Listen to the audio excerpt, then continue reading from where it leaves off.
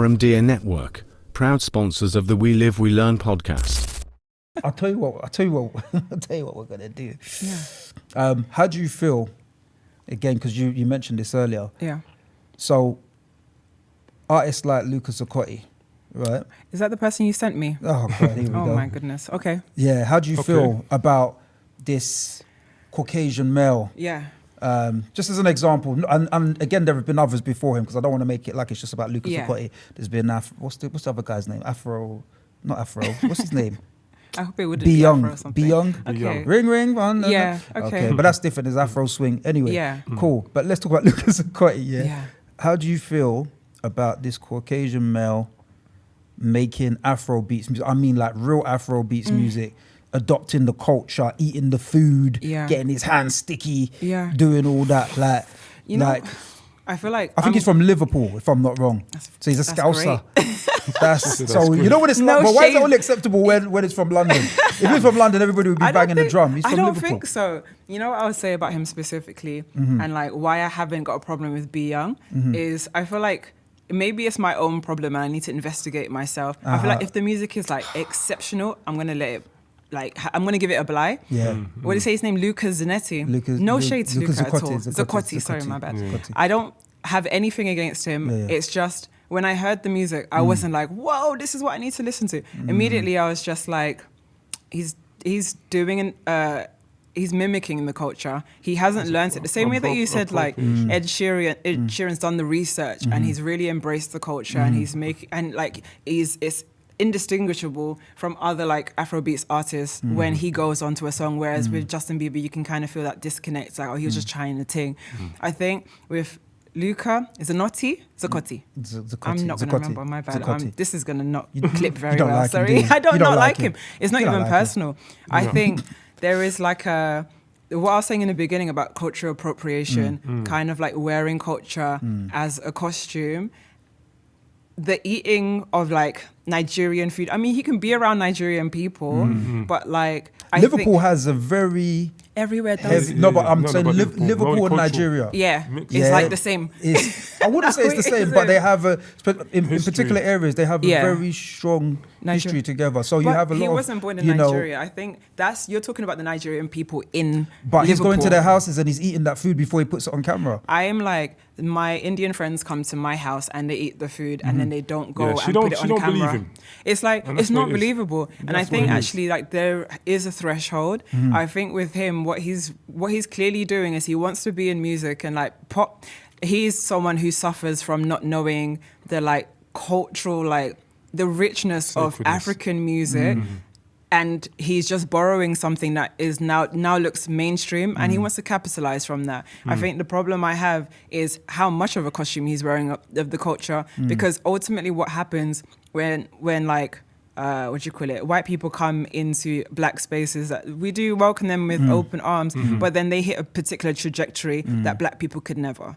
And it's like, he needs to be more aware of the space he's taking up, because like I said to you in our previous conversation, there's 100, if not 100,000 Afrobeats artists that aren't having a viral moment in the way that he is, that is going to like, I'm going to say catapult him into success. But let's not act like he just got there. And I'll give you, I'll drop a little gem here, yeah? I saw this guy in Liverpool about 5 years ago. Yes. In some club. The man that we went with, know what I'm talking about. He was in some back-end club. There weren't really anyone in the club. Yeah. And he was performing with his fur jacket, still doing Afrobeats. It looked like the weirdest thing to me. Yeah. So, and I'm talking about, this is what, 5-6 years ago now. Yeah.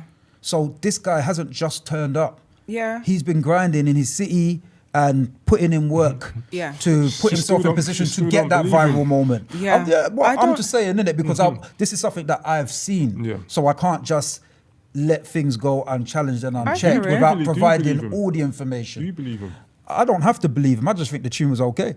Okay. When I first saw him, I laughed. I won't lie. Yeah. I found it hilarious. The man them were laughing. We were busting up.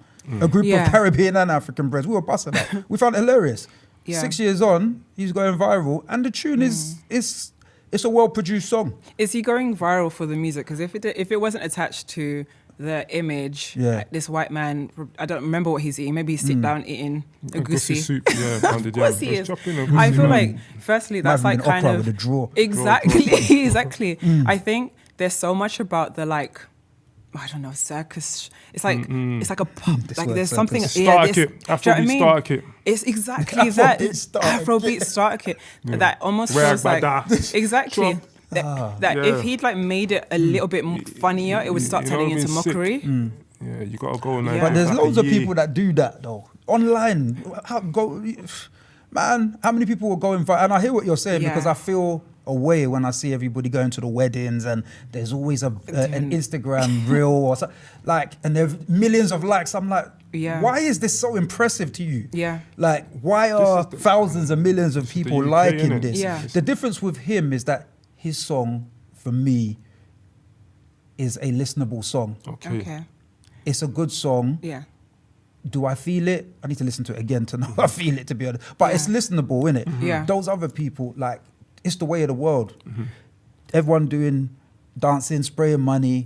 Oh, look at this old white man from Norfolk spraying money, million views. Look at this person doing Willy Bounce, million views. It's like, you know what? I think like the world, on that exact point, the world rewards novelty, and like the reason those things are so popular is because it's like it feels out of place and it feels new.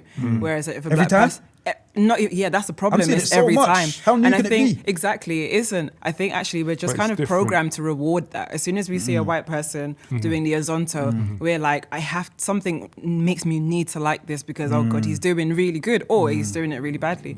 I think like what Asian person singing Chris Brown. You see it flying around TikTok. People like it. It's just different. It's because it's the novelty. From the norm. Exactly. And I think where the harm comes in is the fact that like in all of those things that black people are creating, we would never be rewarded in the same way. And I think ultimately, if you're making something and it comes from like a deeper place for you, and it is like embedded in your culture, so you're doing it as a cultural practice and you want to make a living out of that, and then you watch someone come in and borrow the things that you've done and actually learnt from like your home and through your ancestors and things like that, getting 1 million likes just eating a goosey soup at a kitchen table, when like if a black person did that, it could never be a viral moment. Like I think the problem is that like okay, like we know very much how like society is set up, and we can't remove all of this stuff from like that context. In reality, there's drawbacks to being a black artist, if it's specifically in music, even just a black person, that like other cultures will actually benefit from. So it's that like there's things that we do that will be demonized for. Like if like anything that like as soon as a white person wears that costume, they're celebrated, and if anything they start to profit from it. And I think that's where the problem is that like his music is not good enough for me to be like it was worth him taking the spot of like the next Burna Boy or the next Wizkid. That's my main point, is that like good enough. I'm a music snob, so it's like and I'll admit that like I really love really good quality music, and I think no shade to him as well, what he did is like it's okay because it can go out in the world and it's listenable. Listenable is not good enough for me if you're taking someone else's spot. Like that 1 million likes that he's getting could have been an Afrobeats artist, and that person would be able to... He's an Afrobeats artist. Yeah, okay, not the culture. I mean like, not the genre. I mean like culturally, could have been an African person. Or black person, just generally. Because and it's good that you said that, and I had to say he is an Afrobeat because I've never heard him make anything else. So guys, like what I was saying about Burna Boy, right?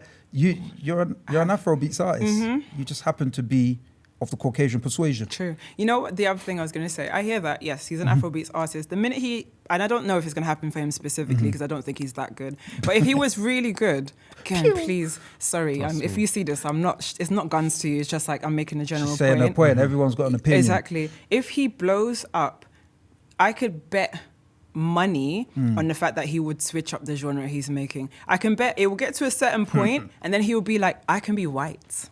And what's going to happen? He's going to start making pop music. Naturally, it happens across like everything. There's a lot of people who have like ridden on the coattails of black culture, made a particular hit YouTube channel, I won't mention what, and then like never invited black people back to it as soon as it got popular enough to have famous people on it. There's a lot of instances of that in our culture. Exactly. And I think that like we'll see. I mean, okay, I'll use an example. Justin Timberlake. It's I like didn't want to say, but yeah. the thing is, I love Justin Timberlake. Cold, just man. post NSYNC. Justified is literally one of my favorite banger. albums. It's a banger. And I'm like very aware of. He got to a particular point, and he's just like, I'm gonna make country music because at least people couldn't say I'm like appropriating a culture anymore, because the reality is that he did like capitalize off of like mimicking black music or just being in this space. So you don't think he was ever really in that R&B like that? No, I think he was. I just think he realized that like the bag is bigger when you're making music for like white people. And I think white artists get to that point. You don't think he got scared out of the genre?